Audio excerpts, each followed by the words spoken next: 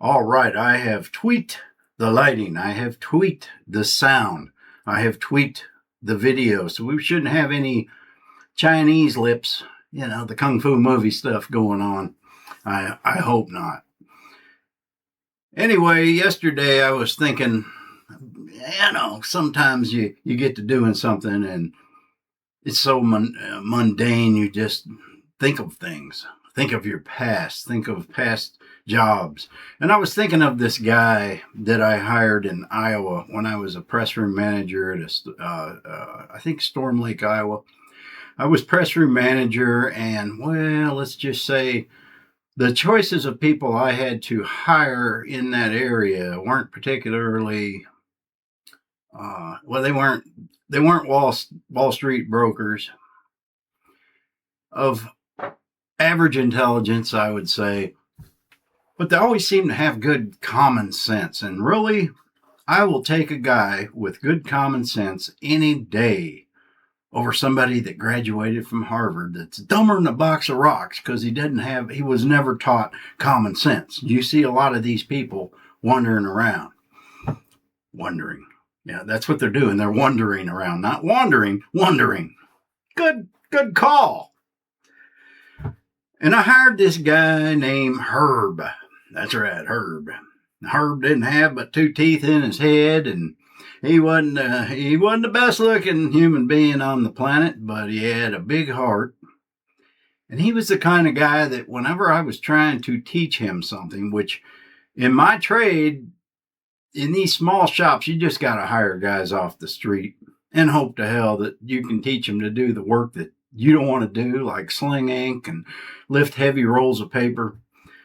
And so that was Herb's main purpose, was a grunt, a worm, a grunt, whatever you want to call them. And he didn't care. He would do the work.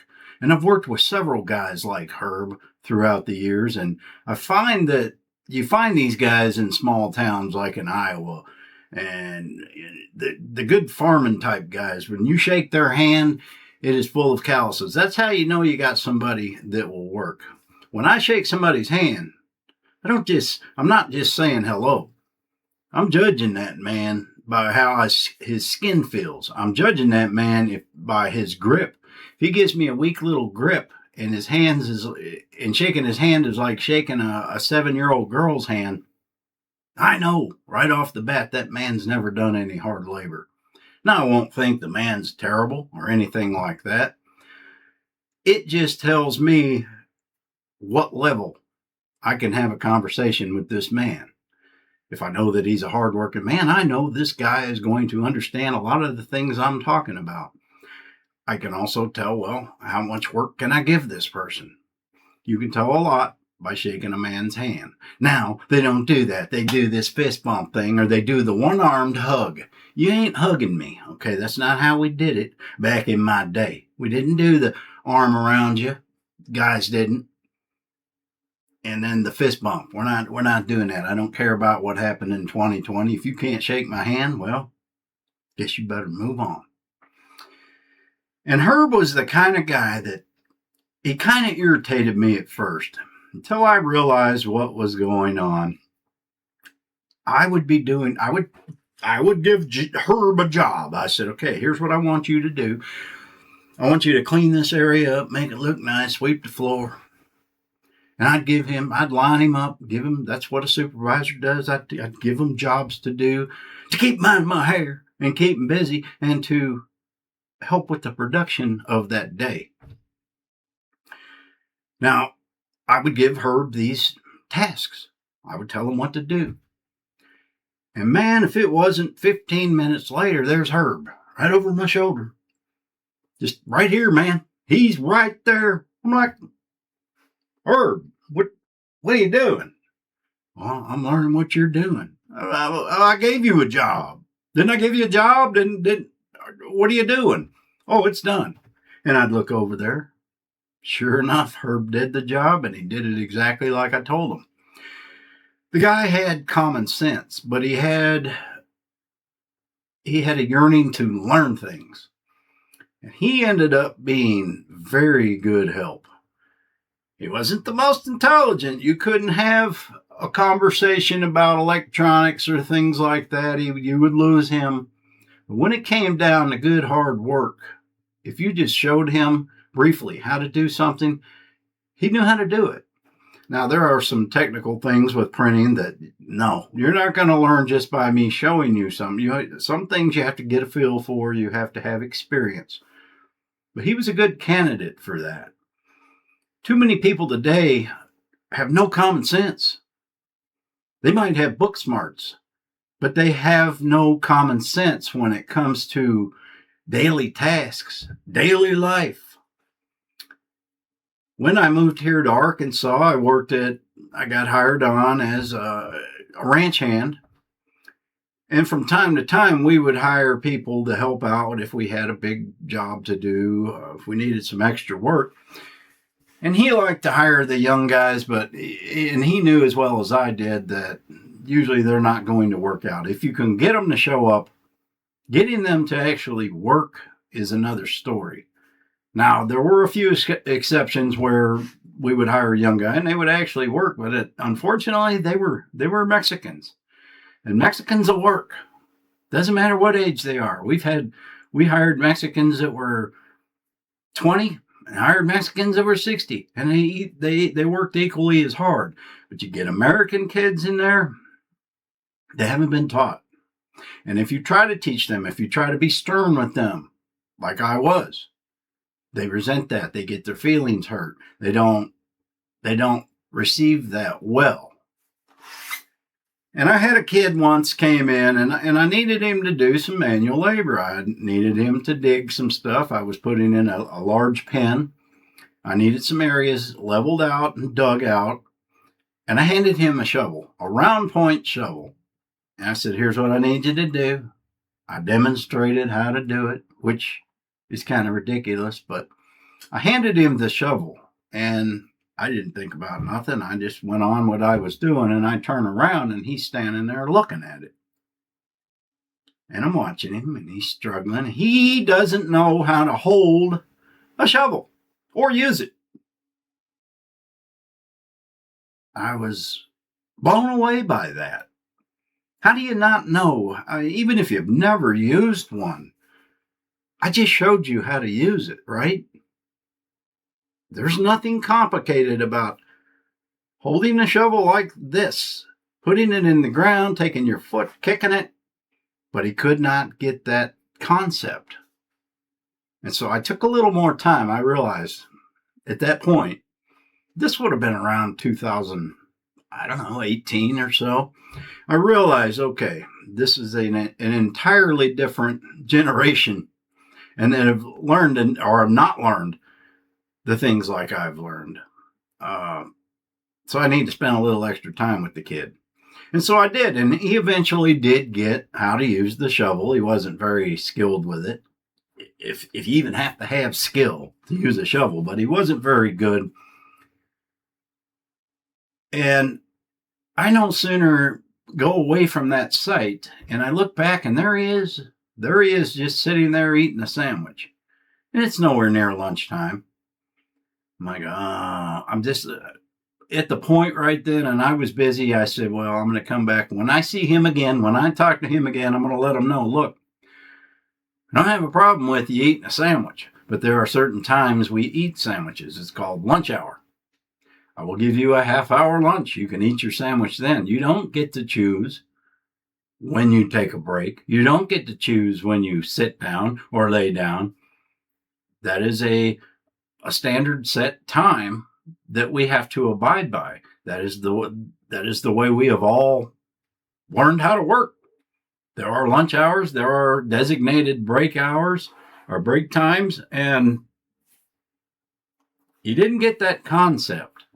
And throughout the whole day, he just would get tired and sit down. He was winded, and he wasn't overweight. He was just not used to work.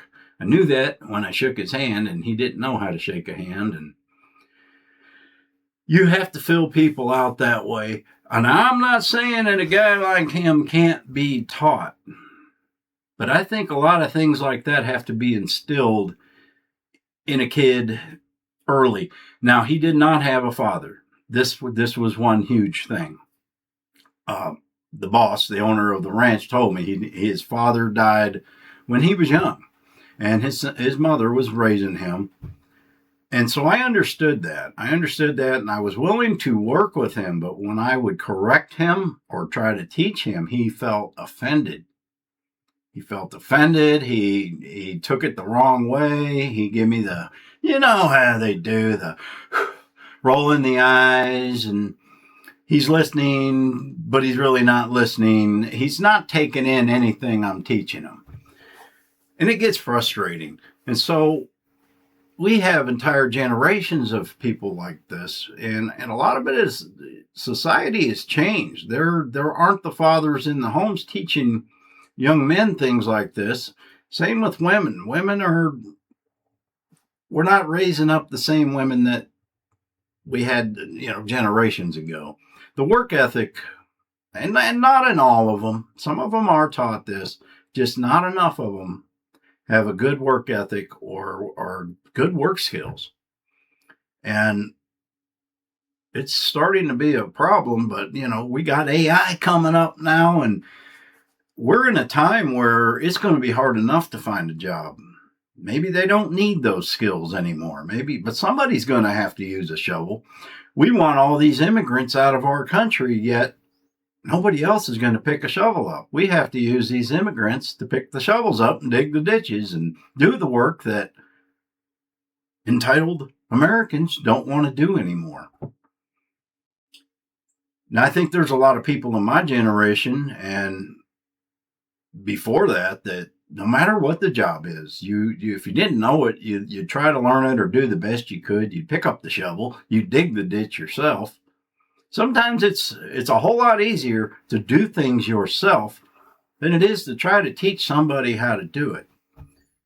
But when you hire somebody to do a job, they're expected to do that job. And if you end up doing it for them, well, they're not much good. So you don't have any use for people like that. I ran into so many of those types. And yes, it's part of an issue in society with the fatherless homes, maybe the motherless homes. There are certain things that a father can teach a child. There are certain things that a mother can teach a child, male and female. We have to learn from each of them. My father taught me a lot of things about life. My mother, she taught me don't go in the kitchen or she'll scalp me. Yep, that's what she taught me now. But I'd learned a lot from my mother and father both. And I think now a lot of kids are learning things from AI or from Google.